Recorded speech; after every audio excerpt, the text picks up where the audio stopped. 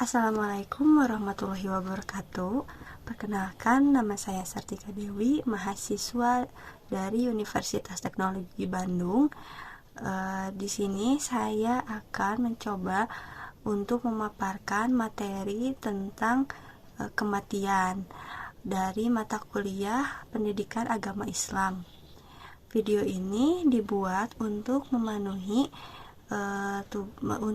salah satu tugas ujian tengah semester 6 di mata kuliah agama. Pada surat Al-Imran ayat 154 yang artinya, kemudian setelah kamu ditimpa kesedihan, Dia menurunkan rasa aman kepadamu berupa kantuk yang meliputi segolongan dari kamu. Sedangkan segolongan lagi telah dicemaskan oleh diri mereka sendiri. Mereka menyangka yang tidak benar terhadap Allah, seperti sangkaan jahiliyah. Mereka berkata, adakah sesuatu yang dapat kita perbuat dalam urusan ini? Katakanlah Muhammad, sesungguhnya segala urusan itu di tangan Allah. Mereka menyembunyikan dalam hatinya apa yang tidak mereka terangkan kepadamu. Mereka berkata, sekiranya ada sesuatu yang dapat kita perbuat dalam urusan ini, niscaya kita akan dibunuh, dikalahkan di sini. Katakanlah Muhammad, meskipun kamu ada di rumahmu, niscaya orang-orang yang telah ditetapkan akan mati terbunuh itu juga ke tempat mereka terbunuh. Allah berbuat demikian untuk menguji apa yang dalam dadamu dan untuk membersihkan apa yang ada dalam hatimu. Dan Allah Maha mengetahui isi hati. Dan pada surat An-Nisa ayat 78 yang artinya, dimanapun kamu berada, kematian akan mendapatkan kamu. Kedatipun kamu berada di dalam benteng yang tinggi dan kukuh, jika mereka memperoleh kebaikan, mereka mengatakan, ini dari sisi Allah. Dan jika mereka ditimpa suatu keburukan, mereka mengatakan, ini dari engkau Muhammad. Katakanlah, semua datang dari sisi Allah. Maka mengapa orang-orang munafik hampir-hampir tidak memahami pembicaraan sedikit pun? Dari kedua ayat Al-Quran dapat menyimpulkan suatu definisi tentang kematian, yaitu kematian merupakan sesuatu peristiwa keluarnya ruh dari jasad manusia. Dalam Islam, kematian menjadi awal perpindahan dari alam dunia ke alam barzah. Roh manusia yang wafat akan tinggal di alam barzah hingga kebangkitan manusia dari kuburnya saat kiamat kelak. Kematian menjadi permulaan menuju alam akhirat yang kekal. Setelah kematian pun masih melewati masa pertanggungjawaban atas semua apa yang kita perbuat di dunia. Pada surat Al-Jumu'ah ayat 8 ini, yang artinya, katakanlah sesungguhnya kematian yang kamu lari daripadanya, ia pasti menemui kamu. Kemudian kamu akan dikembalikan kepada Allah yang mengetahui yang gaib dan yang nyata. Lalu Dia beritakan kepada kamu apa yang telah kamu kerjakan. Di dalam surah ini menjelaskan bahwa kemanapun kita pergi, kemanapun kita akan bersembunyi, ketika Allah telah tetapkan tentang kematian kita, pasti ajal itu akan menjemput kita dalam kondisi apapun kita dan dimanapun kita berada. Dan yang akan kita bawa pada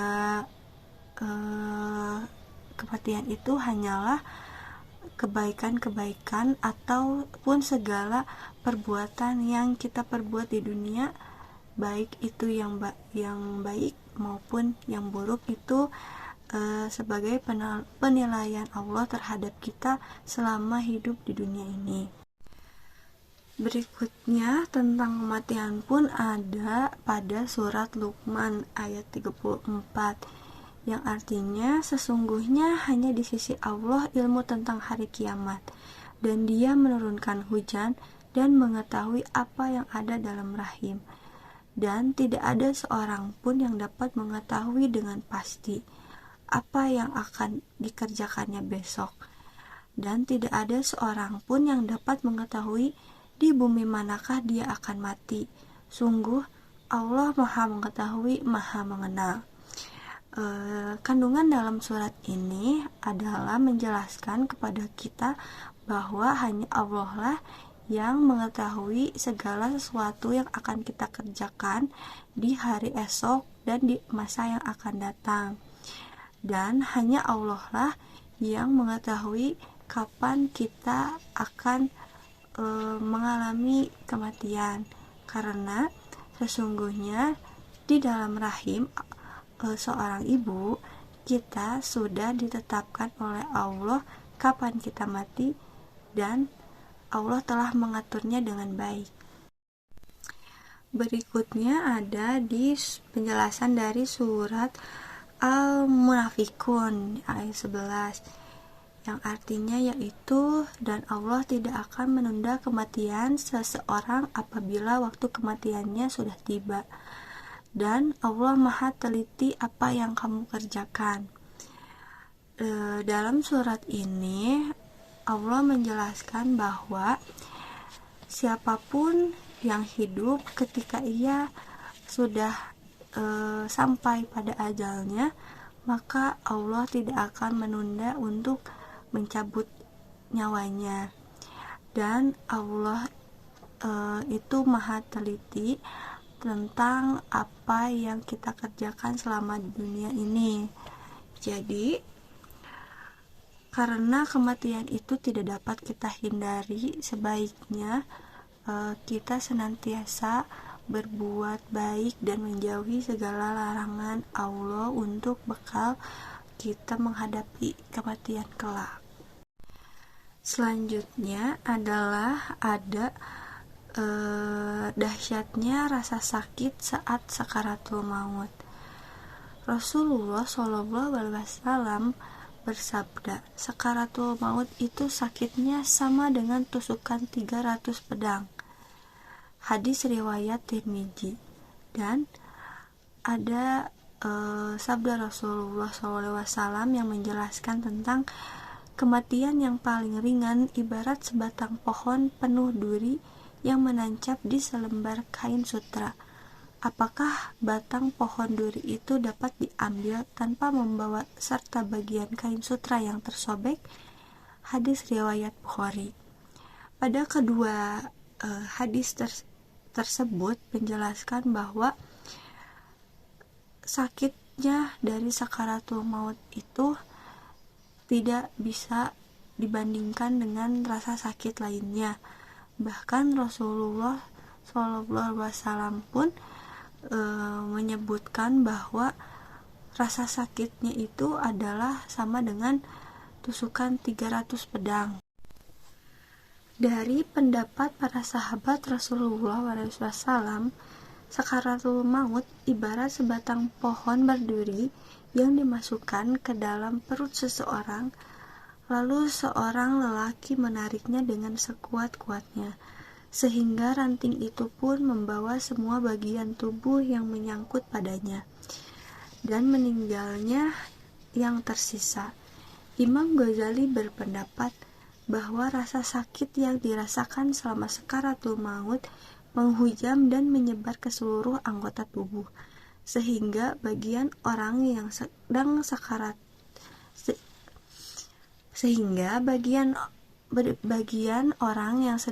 sakarat merasakan dirinya ditarik-tarik dan dicabut dari setiap urat nadi, urat syaraf, persendian, dari setiap akar rambut dan kulit sehingga kepala hingga kaki. Maka dapat disimpulkan bahwa sakitnya pada sakaratul maut itu tidak ada bandingannya. Contoh semisal kita tertusuk duri, itu hanya sakit yang tidak seberapa dibandingkan saat kita menghadapi sakaratul maut. Imam Ghazali juga mengutip suatu riwayat ketika sekelompok Bani Israel yang sedang melewati sebuah kuburan berdoa pada Allah Subhanahu wa Ta'ala agar menghidupkan satu mayat dari pekuburan itu sehingga mereka mengetahui gambaran sakaratul maut. Dengan izin Allah, suatu cara tiba-tiba mereka dihadapkan pada seorang priayang dari salah satu kuburan. "Wahai manusia," kata pria tersebut, "apa yang kalian kehendaki dariku? 50 tahun yang lalu aku menghadapi kematian, namun hingga kini perih bekas sakaratul maut itu belum juga hilang dariku." Di dunia ini, makhluk yang bernyawa pasti akan mengalami kematian.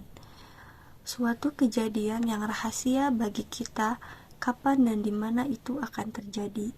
Hanya Allah Subhanahu wa Ta'ala yang Maha Tahu dan Maha Kuasa yang mengetahui kematian makhluknya. Hanya saja dalam dunia nyata, banyak yang mengabaikan tentang kematian itu. Kita sering lalai bahwa kematian itu pasti akan datang. Kita terlalu sibuk dengan hiruk-pikuk dunia, gemerlap dunia, keindahan dunia, kenikmatan dunia, sampai kita lalai. Sehari-hari kita hanya meluangkan sedikit waktu untuk beribadah kepada Allah. Allah SAW pernah berfirman, "Dan aku tidak menciptakan jin dan manusia melainkan supaya mereka mengabdi kepadaku." Penjelasan dari terjemahan tersebut adalah tidak ada makhluk di dunia ini yang Allah ciptakan selain untuk mengabdi kepada Allah dan menyerahkan segala urusannya kepada Allah. Maka kenapa kita masih lalai untuk mengerjakan perintah-perintah Allah yang akan membawa kita ke dalam kebaikan dan akan memudahkan kita saat kita akan menghadapi kematian kelak. Sangat jelas bahwa Allah Subhanahu wa Ta'ala telah berfirman bahwa manusia dan jin diciptakan untuk ibadah, bukan untuk bersenang-senang saja, apalagi menyekutukannya. Saat kita resapi dan cermati tentang kehidupan, karunia Allah Subhanahu wa Ta'ala yang ada pada diri kita itu sebenarnya sangat banyak sekali. Bila kita hitung mungkin tak terhingga. Seharusnya kita sebagai orang Islam yang beriman harus selalu bersyukur atas segala nikmatnya. Walaupun itu sedikit atau banyak, susah atau senang, itu wujud ketaatan kita pada Sang Pencipta. Jangan malah kesombongan dan kurang puas diri yang muncul dari diri kita atas segala nikmatnya. Karena kematian itu sangat dekat dengan kehidupan kita. Semua yang ada di dunia ini tidak akan bermanfaat dan akan menjadi kerugian bagi kita di akhirat apabila kita menyikapinya dengan salah saat berada di dunia. Apalagi dalam menyikapinya di kehidupan manusia tidak dilandasi untuk beribadah kepada Allah Subhanahu wa Ta'ala. Kita tahu bahwa kematian itu akan datang menghampiri setiap makhluk yang bernyawa. Bila mana telah tiba waktunya dimanapun berada, Sang Maha memiliki akan mengambil kembali atas semua yang dikehendakinya.